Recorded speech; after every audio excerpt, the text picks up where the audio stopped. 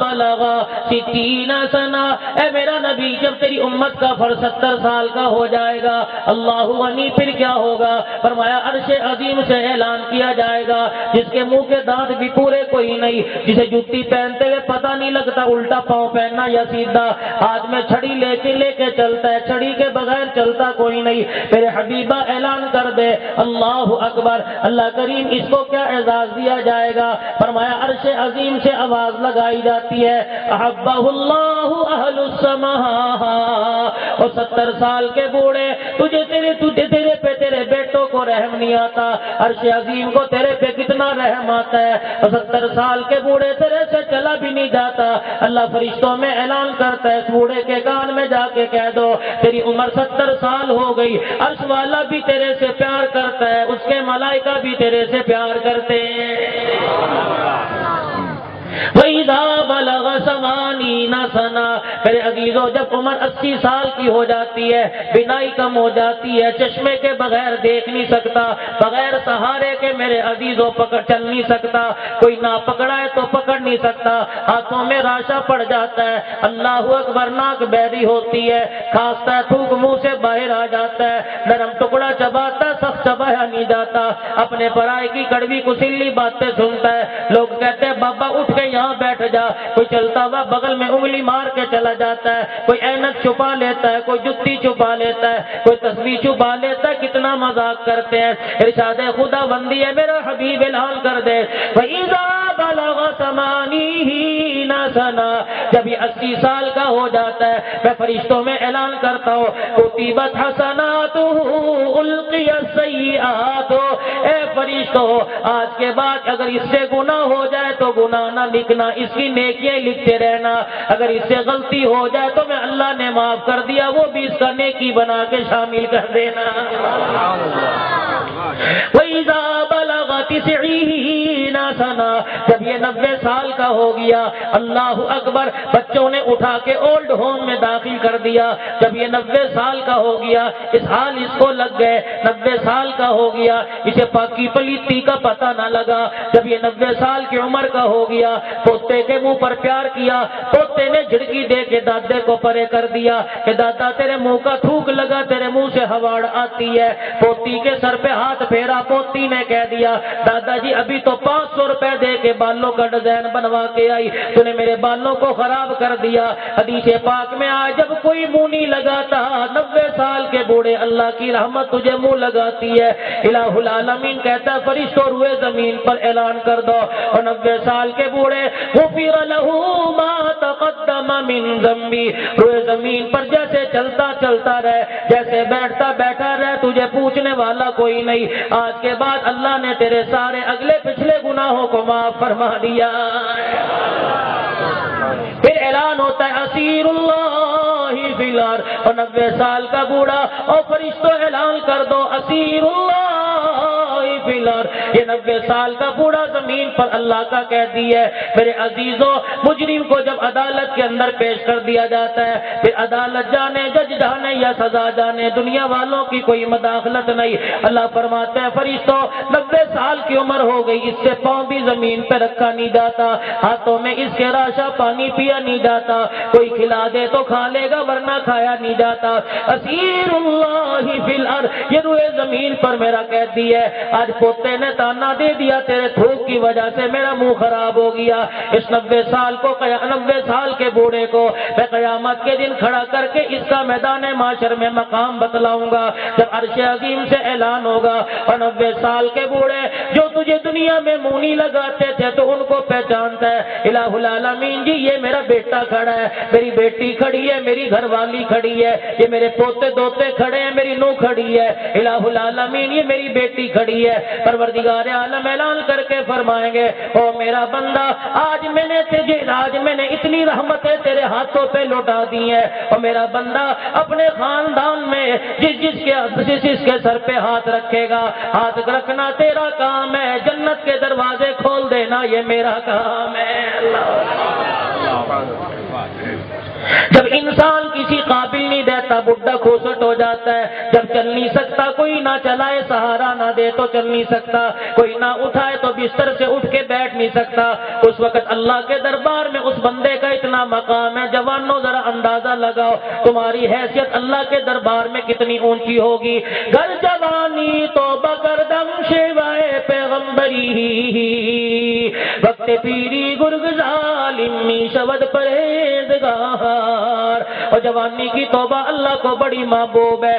جوانی کا سجدہ بڑھاپے کے ہزاروں سجدوں سے زیادہ اللہ کو بڑا محبوب ہے. کہاں چلے گئے وہ رات کو عبادت کرنے والے؟ آج میرے عزیزوں سینکڑوں نمازیں تیری میری قضا ہو گئی. تجھے ذمہ دارا یاد ہے, تجھے باردانہ لینے کا دن یاد ہے, تجھے گندم لینی یاد ہے, اگاڑی کرنی یاد ہے, تجھے پانی لگانا یاد ہے, تجھے سارے کام یاد ہے. اللہ کے دربار میں حاضر ہونے کا وقت تجھے یاد کوئی نہیں. رب کعبہ کی قسم ہے آج لوگ نمازوں کی پرواہ نہیں کرتے, جمعے کی پرواہ نہیں کرتے. مفتی حبیب شاہ موجود ہے, فتویٰ دے سکتے ہیں. فرمایا اللہ غنی 3 جمعے جو جان بوجھ کے چھوڑ دے فرمایا وہ منافق ہو جاتا ہے, اس میں منافقی علامات آ جاتی ہیں. فرمایا جسے بار بار خدا کے گھر میں آتا دیکھو اس کے ایمان کی گواہی دے دو کہ یہ ایمان والا ہے. میرے عزیزوں آج نمازیں تیری میری چھوٹ گئی پرواہ کوئی نہیں. ایک نماز کے چھٹنے پر پتہ نہیں کتنا بڑا نقصان ہے. میرے عزیزوں آج اس بات پہ غور کوئی نہیں کرتا. اللہ اکبر. تمیم داری رضی اللہ تعالیٰ عنہ کی تہجد کی نماز قضا ہو گئی. 1 سال تک سو کے نہیں دیکھا. کہنے والوں نے کہا تمیم داری رات کو اٹھ کے بیٹھ کے روتا رہتا ہے, سوتا کیوں نہیں؟ فرمانے لگے او لوگوں میری تہجد کی نماز قضا ہو گئی, اپنے نفس کو سزا دے رہا ہوں. آج 1 سال ہو گیا میں نے بستر پہ سو کے نہیں دیکھا. کہاں چلے گئے وہ لوگ جو ایک دوسرے کا احساس رکھا کرتے تھے؟ اللہ کا قرآن کہتا ہے وَتَعَاوَنُوا عَلَى الْبِرِّ وَالتَّقْوَىٰ, لیکن پرہیزگاری کے کام میں ایک دوسرے کی مدد کیا کرو, ایک دوسرے کے ساتھ تعاون کیا کرو, ایک دوسرے کے ساتھ بھلائی والا معاملہ کیا کرو. لیکن میرے عزیزوں ولی حسین صاحب اس وقت تو بندہ نیکی وہ کرتا ہے جو جس کے اندر فوٹو اخباروں میں آئے, اس وقت نیکی وہ کرتا ہے میرے عزیزوں جس کا اشتہار دیواروں پہ لگاؤ. لیکن انسان وہ کرتا ہے 4 آدمی جس میں واہ واہ کرنے والے ہو. آج نیکی بھی دکھلاوا بن گئی ہے. میرے عزیزوں نیکی اس طرح کر عرش عظیم سے قیامت کے دن آواز لگے گی. وہ لوگ کہاں چلے گئے؟ دائیں ہاتھ سے دیا کرتے تھے, بائیں ہاتھ کو پتہ نہیں لگا کرتا تھا. آج وہ آ جاؤ دھوپ بڑی ہے, گرمی بڑی ہے, آؤ میں تمہیں عرش کا سایہ نصیب کروا دو. میرے عزیزوں رمضان المبارک کا مہینہ آنے والا ہے. اب بھی نیکیاں تیرے میرے گھر میں ہوں گی. ایک دیگ چاولوں کی پکے گی, پورا محلہ اکٹھا کر لیا جائے گا. کیا جی روزہ افطاری کرا رہے ہیں؟ رب کعبہ کی قسم ہے علماء کرام بیٹھے ہیں, ایمانداری سے بچاؤ. جب گھروں کے اندر افطاری کا اہتمام ہوتا ہے اللہ غنی افطار کرانے والے کی بھی نماز گئی, آنے والوں کی بھی نمازیں چلی جاتی ہیں. کسی کو پانی ٹھنڈا نہ ملا, کسی کو کھجور کا دانہ نہ ملا, کسی کو روٹی نہ ملی. ایک دوسرے نے جھگڑنا شروع کر دیا. روزے افطاری کی دعائیں کسی کو یاد نہ رہی. اللہ کے آگے بیٹھ بیٹھ کے رونا کسی کو یاد نہ رہا. اور میں تمہیں نیکی بتاؤ, کسی روتے ہوئے کا آنسو صاف کر دو, یہ سب سے بڑی نیکی ہے. کسی بھوکے کو کھانا کھلا دو, یہ سب سے بڑی نیکی ہے. کسی بیوہ کے غم کو ہلکا کر دو, یہ سب سے بڑی نیکی ہے. کسی یتیم کے سر پہ ہاتھ رکھ دو, یہ سب سے بڑی نیکی ہے. کسی ضرورت مند کی ضرورت کو پورا کر دو, یہ سب سے بڑی نیکی ہے. اور میں تمہیں نیکی بتلاؤ. ایک بچہ قبرستان میں بیٹھا رو رہا تھا, بار بار قبر پہ ہاتھ مار رہا تھا. اللہ اکبر. آنسو اس کے بے ساختہ نکل رہے تھے, آنسو رک نہیں رہے تھے. گلے کے اندر بستہ اور یونیفارم پہن رکھا تھا, بستہ لٹکا رہا تھا, بستہ لٹکایا ہوا تھا, قبر پہ ہاتھ مار مار کے رو رہا تھا. ابو جی اٹھو, مس نے کہا ہے کل ابو کو لے کے آنا یا فیس لے کے آنا. نہ میرے پاس ابا ہے نہ میرے پاس فیس ہے, میں کہاں سے لے کے آؤں؟ ساتھ والی قبر پر بندہ بیٹھا فون کر رہا تھا اور کہہ رہا تھا یار تجھے سے کیا ہو گیا؟ میں نے کل کا پھولوں کی چادر کا آرڈر دے رکھا ہے, ابھی تک تو نے چادر بھیجی کوئی نہیں. میں باپ کی قبر پہ بیٹھ کر انتظار کر رہا ہوں. ادھر بچہ بیٹھا رو رہا تھا, ابو اٹھ میرے ساتھ چل. مس نے کہا ابو کو لے کے آنا یا فیس لے کے آنا. رب کعبہ کی قسم ہے پھولوں کی چادر کا آرڈر دینے والے کے کانوں میں اس یتیم کی آواز پڑ گئی. اس نے فوراً نمبر ملا کے کہہ دیا, کہنے لگا اب مجھے چادر کی ضرورت نہیں, پھول تو مجھے یہی مل گیا ہے. اللہ غنی. چادر کے پیسے لیے, یتیم کے سر پہ ہاتھ رکھا, ہاتھ رکھ کے کہنے لگا بیٹے باپ تو نہیں آئے گا, اب ہر مہینے تیری فیس آ جایا کرے گی, مجھے گھر بتا دے تیرا گھر کا ہے. کہنے لگا تو کون ہے؟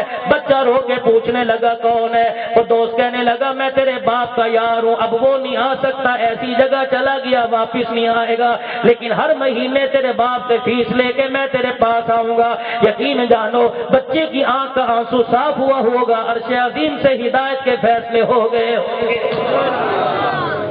یہ نیکی کرو, حلال کھاؤ حلال کھاؤ حلال کھاؤ. بچوں کو گانوں پہ لگا دیا, پیدا ہونے پہ ناچ کروایا, پیدا ہونے پہ ناچ کروایا. ہم نے تو ابتدا پہلی سیڑھی ہی ہم نے غلط رکھی. مہندی کی رات ہے, شراب کے جام گھر میں چھل کے ناچنے والیوں کو بلایا. کہاں سے آئی جی سیال کوٹ سے حوا کی بیٹی ناچنے والی آئی, کہاں سے آئی کلمہ پڑھنے والی مظفر گڑھ سے آئی ہے, کیا کرے گی؟ ناچ کرے گی, اور لوگوں تمہاری آنکھوں کی زینت بنے گی. پہلے دن سے بگاڑ آیا. رب کعبہ کی قسم ہے میں برادری والوں, پہلے شادی ہوا کرتی تھی, 8 دن پہلے گھر میں میلاد ہوا کرتا تھا, قرآن خوانی ہوا کرتی تھی, پتاشے مٹھائیاں تقسیم ہوا کرتی تھی. ہاں جی ہم نے نیک کام کی ابتدا اللہ کے قرآن سے کی ہے. میرے عزیزوں اب تو ساری کی ساری رسومات ہندوؤں والی ہیں. پیلا جوڑا بھی ہندوؤں والا ہے, ہاتھوں کے اندر شگنا کنگنا باندھنا بھی ہندوؤں والا ہے. اپتن تیل لگا کے کمرے میں بٹھا دیا, 7 دن کا مائیو لگایا, 4 دن کا مائیو لگایا. رب کعبہ کی قسم ہے نبی نے زینب کو بیایا, مائیو نہیں لگایا. صدیق نے عائشہ کو بیایا, مائیو نہیں لگایا. حضرت فاطمہ الزہرا کی ڈولی اٹھی, کوئی مہندی پہ ناچنے والا نہ آیا. حضرت رقیہ رضی اللہ تعالی عنہ, سیدنا عثمان غنی رضی اللہ تعالی عنہ دولہا بن کے آیا, کوئی ناچنے والا نہ آیا, کوئی مہندی لگانے والا نہ آیا. رب کعبہ کی قسم ہے ہر جنت کا پھول چن چن کے اللہ نے اپنے نبی کی جھولی میں ڈال دیا ہے. اگر یہ چیزیں جائز ہوتی تو اللہ نبی کے گھر سے اس کی ابتدا کرتا.